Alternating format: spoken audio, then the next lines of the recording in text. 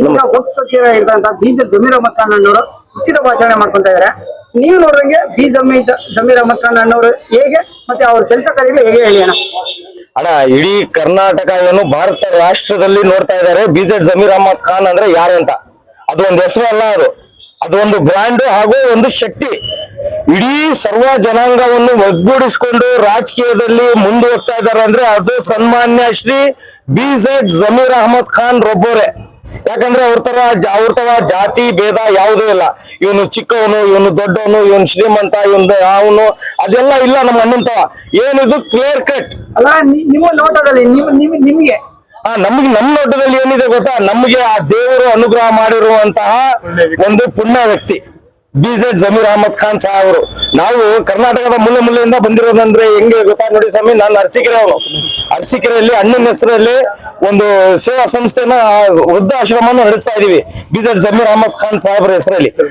ಆಯ್ತಾ, ಎಷ್ಟೊಂದು ಜನ ನೊಂದವರು ಬೆಂದವರು ಬರ್ತಾರ, ಅಲ್ಲಿ ಹೇಳ್ತಾರಲ್ಲ, ನಮ್ಮ ಅಣ್ಣನ್ ಬರೀ ಒಂದ್ಸರಿ ಹೇಳಿದ್ರೆ ಸಾಕು, ಅವರು ಮಾಡ್ತಾರಲ್ಲ ಜನಗಳಿಗೆ ಸೇವೆ, ಆ ಸೇವೆ ನೋಡಿ ಅದಕ್ಕೋಸ್ಕರ ನಾವು ಅವ್ರಿಗೆ ಎಷ್ಟೇ ಕೃತಜ್ಞತೆ ಸಲ್ಲಿಸಿದ್ರು, ಏನೇ ಮಾಡಿದ್ರು ಅದು ಇನ್ನಷ್ಟು ಕಡಿಮೆನೇ ಅಣ್ಣ. ನಾವ್ ಏನೇನ್ ಮಾಡಿದ್ರು ಕಡಿಮೆನೇ ಅದು.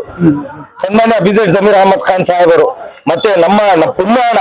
ಇಂಥ ಕರ್ನಾಟಕ ನಾಡಿನಲ್ಲಿ ನಮಗೆ ಜಮೀರಣ್ಣ ಅನ್ನುವ ಒಂದು ಪುಣ್ಯಾತ್ಮನ ದೇವರು ನಮ್ಮ ಮಧ್ಯದಲ್ಲಿ ಇಟ್ಟಿದಾನಲ್ಲ, ಅದು ಆ ದೇವರಿಗೆ ಎಷ್ಟು ನಾವು ಪ್ರಾರ್ಥಿಸಿದ್ರು ಕಡಿಮೆ ಅಣ್ಣ. ಇಂಥ ಒಂದು ವ್ಯಕ್ತಿ, ಇಂಥ ಒಂದು ದೇವರ ಸಮಾನ ವ್ಯಕ್ತಿ, ನಾನು ಹೇಳೋದು ಒಂದ್ ಸ್ವಲ್ಪ ಅರ್ಥ ಆಗದೆ ಇರ್ಬೋದು. ನನ್ ಸ್ವಲ್ಪ ದಕ್ಕನ್ನರ ಪೂರ್ತಿ ಸಂಸ್ಕೃತ ಹೇಳಕ್ ಆಗ್ತಾ ಇಲ್ಲ ನನಗೆ. ಹೆಂಗ್ ಗೊತ್ತಾಡ, ದೇವರೀಗ ಒಂದು ಏನಾದ್ರು ಎಡೆ ತಗೊಂಡು ಕೊಡುತ್ತೇನೆ ಅವರ ಇದಂಗಲ್ಲ ಪ್ರೀತಿ ಅಣ್ಣ. ಇನ್ನೊಂದು ಈ ಸಂದರ್ಭದಲ್ಲಿ ಪ್ರಶ್ನೆ ಕೇಳ್ಬಾರ್ದು, ಕೇಳಿದ್ರು ತಪ್ಪಿಲ್ಲ ಅಣ್ಣ. ಮುಸ್ಲಿಂ ಸಮುದಾಯದಲ್ಲಿ ಒಳ್ಳೊಳ್ಳೆ ವಿದ್ಯಾವಂತರಿದಾನ, IAS, IPS, KS ಮೊದ್ಲಿನ ತರ ಏನು ಅನ್ಎಜುಕೇಟೆಡ್ ಇಲ್ಲ. ಇವಾಗ ಹೈಲಿ ಎಜುಕೇಟೆಡ್ ಇದಾರೆ ಮುಸ್ಲಿಂ ಸಮುದಾಯದಲ್ಲಿ. ಬಟ್ ರಾಜಕೀಯದಲ್ಲಿ ತುಂಬಾ ಕಡಿಮೆ ಗುರುತಿಸ್ಕೊಂತ ಇದಾರೆ.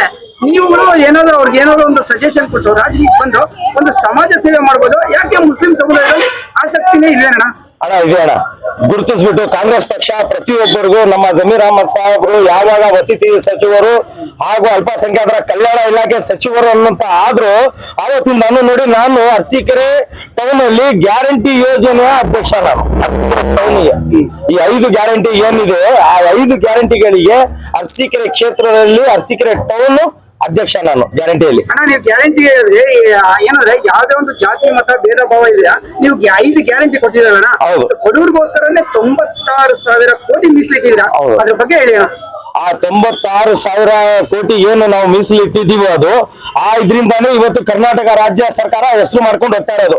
ಈ ಬಿಜೆಪಿ ಸರ್ಕಾರ ಏನ್ ಮಾಡ್ತಾರೆ, ಯಾವುದೇ ಒಂದು ಬಡವರಿಗೆ ಒಂದು ವಸತಿ ಕೊಡಕ್ ಆಗ್ಲಿಲ್ಲ, ಯಾವುದೇ ಒಂದು ಸೌಕರ್ಯದ ಸೌಲಭ್ಯಗಳು ಜನಗಳಿಗೋಸ್ಕರ ಕೊಡಕ್ ಆಗ್ಲಿಲ್ಲ, ಬರೀ ಮೋಸ ಮಾಡೋದೇ ಆಯ್ತು. 40% ಅದೇ ನಡೆದಿತ್ತು ಅವ್ರು ಇದರಲ್ಲಿ ಅಧಿಕಾರ ಇದ್ದಾಗ ಬಿಜೆಪಿ ಅವರು.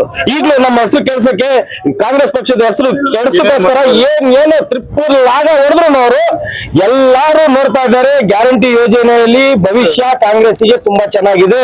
ಮತ್ತೊಂದು ಸರ್ವಧರ್ಮವರನ್ನು ಒಂದು ಒಗ್ಗೂಡಿಸ್ಕೊಂಡು ಹೋಗುವ ಪಕ್ಷ ಅಂದ್ರೆ, ಶಾಂತಿ ಸೌಹಾರ್ದತೆ ಕಾಪಾಡುವ ಪಕ್ಷ ಅಂದ್ರೆ ಓನ್ಲಿ ಒನ್ ಕಾಂಗ್ರೆಸ್ ಪಕ್ಷ. ಇವಾಗ ಆಡಳಿತ ಪಕ್ಷ ಕಾಂಗ್ರೆಸ್ ಪಕ್ಷ ಏನಿದೆಯೋ ಅದ್ರ ಬಗ್ಗೆ ಬಹಳ ಪಾಸಿಟಿವ್ ಆಗಿದೆ. ಬಹಳಷ್ಟು ಜನ ಏನು ನೆಗೆಟಿವ್ ಮಾತಾಡ್ತಾರೆ. ರಾಜ್ಯ ರಾಜಕಾರಣದಲ್ಲಿ ಕಲ್ಲೋಲ ಆಗುತ್ತೆ, ಕ್ರಾಂತಿಕಾರಿ ಬದಲಾವಣೆ ಆಗುತ್ತೆ ಅಂತ ಹೇಳ್ತಾರಲ್ಲ ಸರ್.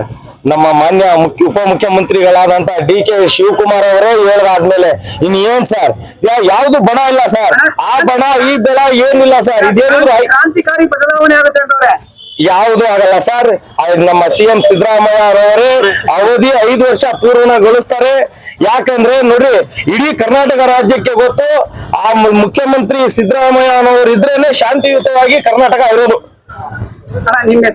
ಶಿರಾಜ್ ಅಲಿಬೇಗ್, ಅರಸೀಕೆರೆ ಗ್ಯಾರಂಟಿ ಯೋಜನೆ ಅರಸೀಕೆರೆ ನಗರ ಅಧ್ಯಕ್ಷ.